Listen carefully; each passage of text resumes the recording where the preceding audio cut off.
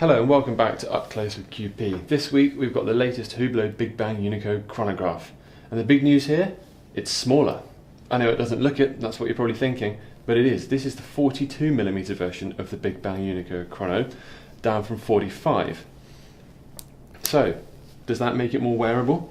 Well, perhaps. For me, it's more about this lug-to-lug width than the 42mm of its name, because I should also point out, no dimension on this watch is exactly 42mm. It's not the bezel, it's not case to case, it's not this side here. But I don't think I care too much. It's symbolically a smaller Hublot, and that's important. I think they've recognised that there's a market for this.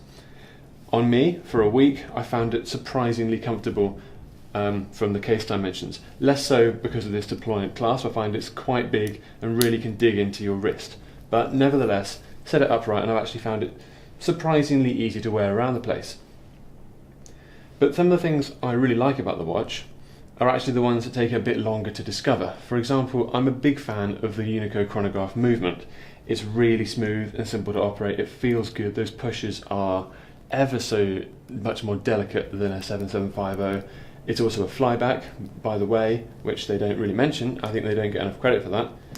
And a fully integrated chronograph design. Now that's more relevant here than on most watches, in fact, not only because it's worthy of recognition, but because they've paired it with an open work dial design. That means you get to see the levers and column wheel in action without having to flip your watch over and sort of peer at it while you're operating it. This is all visible while it's on the wrist, and I think that's cool. Normally I don't go for open work dial designs at all. Normally I don't go for Hublot watches at all. But with this, I don't know, it's certainly starting to get there for me. For Big Bang watches, it is definitely a move in the right direction.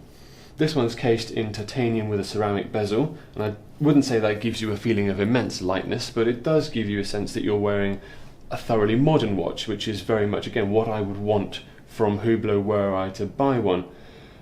Would I buy one? Not at £15,600, because that's what we're asking for this, but I might say it's now worth a second look if you are in the market for that kind of watch. I will say I think it's worthy of more recognition, more credit than Hublot has previously got for this kind of watch, and that is a step in the right direction.